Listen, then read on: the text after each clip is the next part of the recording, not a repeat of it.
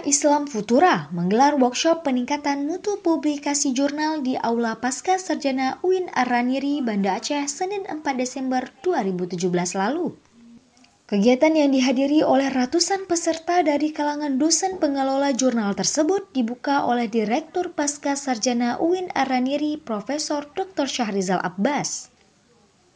Syahrizal menyampaikan ada beberapa hal penting yang harus diperhatikan terkait jurnal ilmiah. Salah satu indikator universitas yaitu memiliki jurnal ilmiah yang terakreditasi. Selain itu pula ia juga berpesan, mengelola jurnal yang baik memerlukan keseriusan dari pengelola profesional yang harus bekerja penuh untuk jurnal tersebut. Dari Banda Aceh, Tim Liputan Wasata TV melaporkan.